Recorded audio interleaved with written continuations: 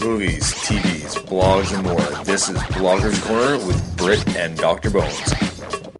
Hi, welcome to a new episode of Blogger's Corner on the Dr. Bones Show, and welcome the host with the most, Dr. Bones. How are you doing today, Dr. Bones? Very well. How about yourself? I'm doing well. So, since we talked a little bit off air, you did not see Witches of East End, which is okay. You really didn't miss too much, to be honest with you.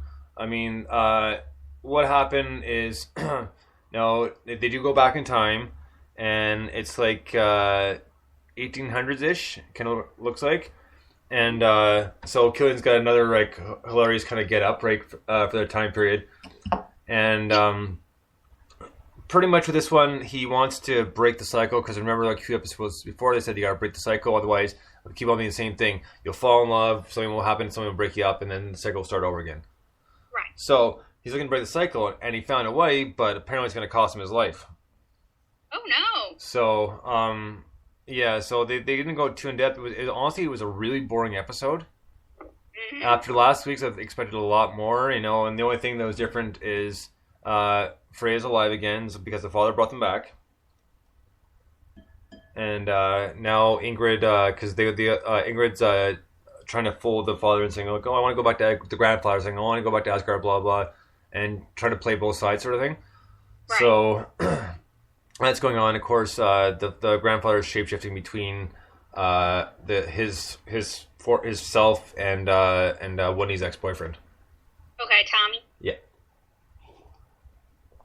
So yeah, it's just there's honestly there's not a whole lot to talk about. It really wasn't that interesting of an episode.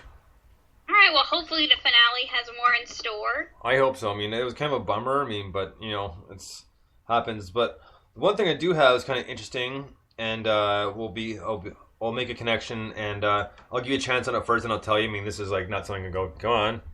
Like three guesses, you're out. If you don't get it, it's not a big deal. I'll tell you anyways.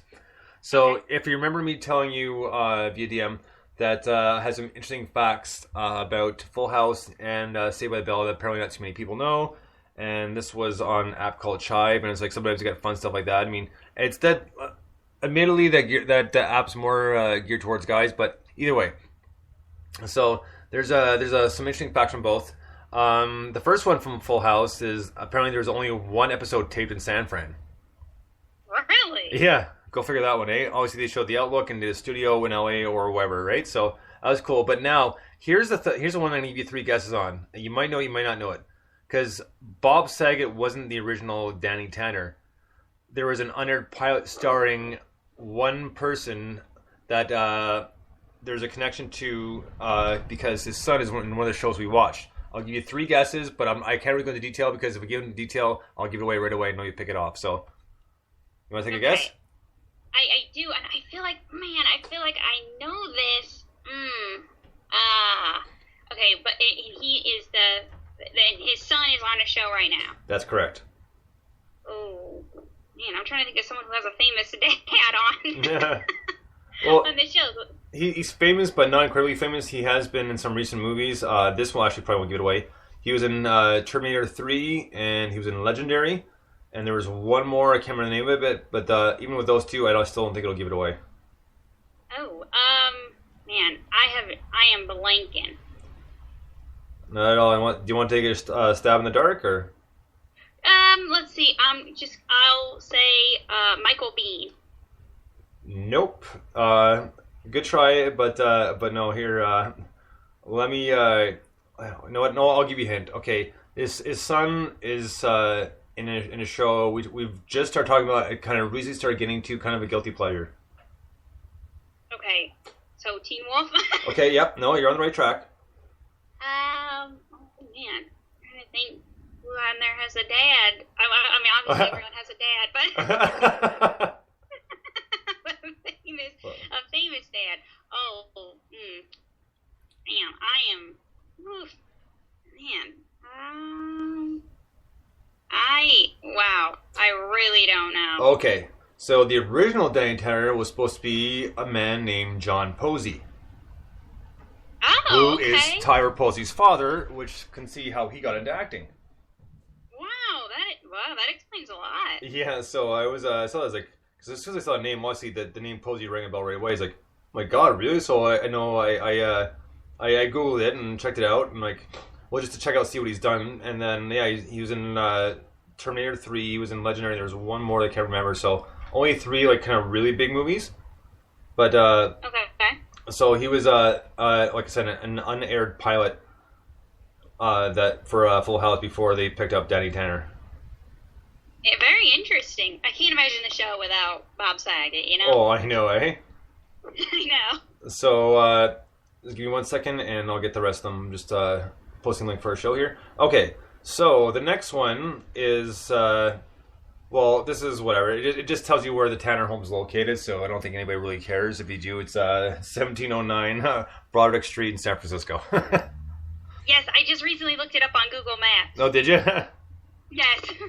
Okay, here's another one. The Olsen twins initially were making, in 1991, by 1991, were making $25,000 an episode. Whoa. John Stamos changed his character's name from Uncle Adam to Uncle Jesse before the first episode aired. Oh, yes, man, what a good decision, because I cannot imagine Uncle Adam. Oh, I know, eh? Yeah. Can you think of an uncle? I'm going, have mercy. It would sound really bad. That's so true. So the next one is in the beginning of the show, the producers didn't want the audience to know that the twins were twins, and what they did was they created the girls as Mary-Kate Ashley Olsen. That way, no one ever knew, because I never knew they were twins until later on myself, personally. Yes, I remember that. I was always so confused why they didn't, because I was a big, I knew about them being twins, so I was always confused why they didn't put an and in between them, but now that explains it. Yeah, and here's another one. This one we kind of knew about. Obviously, Bob Saget's stand-up is pretty vulgar and raunchy, right? It's funny, but... And but it did say here, it said that he did get in trouble a few times because he tell stuff on the set and forget that that there's a bunch of kids around. Ah. And here's just a helpful hint. The way you can tell who's playing Michelle and Ashley is Ashley has a freckle above her lip. Oh, okay. Something I never would have picked down and probably never could listen to because those twins drove me nuts. So, throughout the first season, this is kind of interesting. Joey's mannequin in his room always had the same shirt he was wearing. Oh. So there's one I kind of knew about and kind of made sense. Like, oh yeah, I can remember that. And apparently, even though they're big whiners now, Mary-Kate and Ashley apparently got the role initially because they're the only ones on set who weren't crying. I heard that, yes. Let's see. What are those three feelers here? Dave Coulier and Bob Saget actually first met at a comedy show in '79 when Dave first moved out to LA and he lived on Bob's couch. That explains why their chemistry as friends was so genuine. Yeah, exactly. And it makes a lot of sense. So, like I said, although it was extremely cheesy, the show was really cheesy, it had its moments. So, Mary-Kate and Ashley actually used to call the cast members by their character names offset so they'd remember during filming. Oh, that was a good idea. And here's kind of a one that's kind of like, whatever, but it's there anyways. Is Comet the dog? Yes. Is actually Buddy, the original Air Bud. No. Remember that movie? Yeah. I loved Air Bud. I cannot believe they were one and the same. Never watched it, so I'm not going to comment. Wow, okay. I never knew that. And I love both of those. I watched both. I did never realize it was the same dog. That is so cool. Well, how would you put that together, right? Oh, that is true. Most golden retrievers look exactly the same, so... That is true. Like there was a little dog on this PBS show called Wishbone. Oh, I remember that one. Remember him? Yeah. Yes, and they had about 5 dogs that played Wishbone. They all did different aspects of it, but the main dog was Soccer. So he was kind of the face of Wishbone, but they needed about 6 dogs to do it, similar to Lassie back in the day. Right. Well, and it's just like Eddie on Frasier. Yes, Moose. Moose. Yeah. So here's another one for you. DJ's boyfriend on the show, later on, so let's say kind of early teenage years. He did the voice of a character on a fairly big Disney movie, and the movie came out right. It's probably It was 90s, so I'm gonna say like 90, maybe 94, 95, like really big one. Trying I know to think. this. I'm trying to think. Oh, do you do? I do. I Go think for I it. do. Go for it. Aladdin? Yep. Yes. Yeah, if you know these, go ahead and stop me, and you go ahead and answer it. Apparently, the Olsen twins almost quit after the first season because their mother was concerned about them having a quote unquote normal childhood. So the producers forked over a major salary raise to keep them.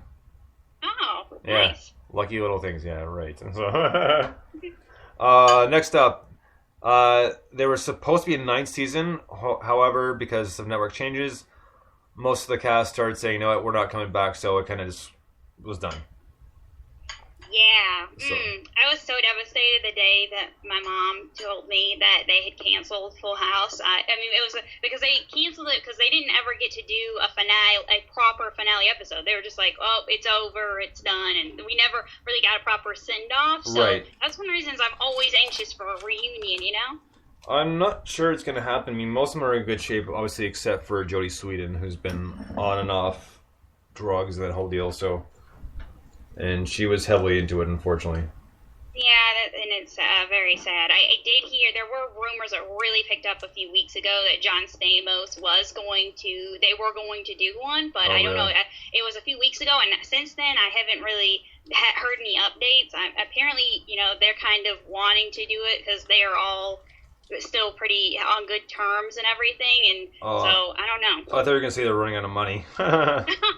No, I mean, I'm sure, and that's part of it, but it seems like the cast is still really close. Like when Candace Cameron was on Dancing with the Stars last season, they all showed up to support her, so I don't know, it's one of those casts that kind of has really stuck together through the years. Well, right on, I guess. That's a good thing. Let's see, there's just a few more, then we'll move into Saved by the Bell. Okay, this one kind of got, but it said the creators saw Jodie Sweetin in Valerie. Now, was that a TV show, a movie, and do you know about that? I don't. Okay, because it says, and create the role of Stephanie Tyler with her in mind for the part, so I'm not sure, I didn't do research on that one, but, So, here's another one. This one I did know about, Uncle Joey, so Dave Coulier dated Alanis Morissette. I mean, that I think pretty much everybody knew.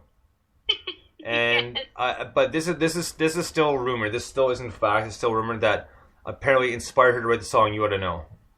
Right, that's the big thing. Yeah, there's gross speculation, but pretty much almost every time she's like, no. That was one of my original songs. Had nothing to do with Dave Coulier at all. Yeah, So. I mean, I don't know why they persist, even though she said it wasn't him. Oh, and check this one out. Uncle Jesse's last name was changed initially from Cochran to Katsopoulos after season 1 because of John Stamos' very Greek roots. Yes, I remember when you watch old episodes and they talk about him being Jesse Cochran, and then it comes into Katsopoulos, and it was I don't know really why they didn't just have Katsopoulos out to begin with. You know what? I didn't even know that. I wouldn't even notice, to be honest with you. So I mean, I don't remember that at all. Of course, I haven't watched the show in years either. So. No, that's true. I think I've watched every episode well north of 20 times. I'm not surprised. And that is why I know this trivia. What is the Tanner's home phone number? Oh man, not a clue. Okay. 555-2424. Oh, it's really one of those numbers. They always a 555 start, eh? It is. Now, did you try to get that number for your cell phone or something, or? Oh no, I just always remembered it because Michelle says it in one episode what their phone number is, and I just committed it to memory, thinking it would be a cool fact to know about the show. Well, I guess it's like the AC/DC song "Dirty Deeds," where he says "ring 362436." Hey, it's just one of those ones that sticks in your head. Here's another one. The show was originally about 3 comics living together, titled House of Comics. But since family sitcoms were trending at the time, the producers decided to change the concept of the show, and thus Full House was born. Yay.